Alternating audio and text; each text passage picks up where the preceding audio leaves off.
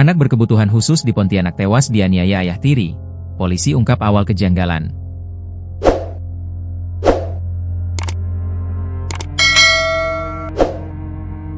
Seorang anak laki berusia 9 tahun tewas setelah dianiaya oleh ayah tirinya di kawasan Jalan Selat Panjang Pontianak Utara, Selasa 27 Mei 2025 sore.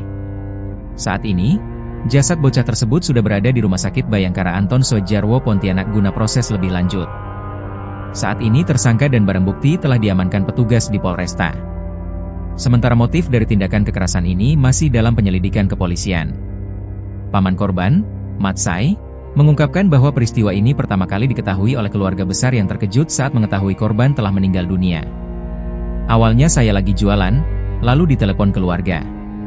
Katanya ada keluarga yang meninggal dipukul. Pas saya ke rumah dan lihat jenazah, saya kaget karena ada memar-memar di tubuhnya, ujar Mat Sai di RS Bayangkara. Menurutnya, jenazah yang sebelumnya berada di Pontianak Utara sempat dibawa ke rumah keluarga di kawasan Pontianak Timur. Di sanalah pihak keluarga melihat banyak lebam di tubuh korban dan merasa ada kejanggalan atas kematiannya. Jenazah korban diketahui sempat dibawa oleh ibu kandung korban ke rumah mertuanya di Siantan. Di rumah itu, adik ipar ibu korban yang melihat kondisi korban langsung membuat laporan ke Polsek Pontianak Utara. Menanggapi laporan tersebut, pihak kepolisian dari Polresta Pontianak bergerak cepat.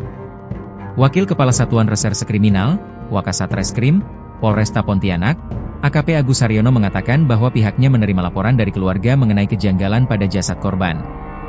Awalnya korban sudah dimandikan dan dikafani, siap dimakamkan. Namun adik ipar ibu korban melihat jasad korban penuh lebam. Ia lalu membuat laporan, dan kami langsung menuju rumah duka, jelas AKP Agus. Dari hasil penyelidikan awal, petugas mengamankan ayah tiri korban yang diduga merupakan pelaku penganiayaan yang menyebabkan kematian korban. Saat ini, tersangka beserta barang bukti telah diamankan di Mapolresta Pontianak. Sementara motif dari tindakan kekerasan tersebut masih dalam proses penyelidikan.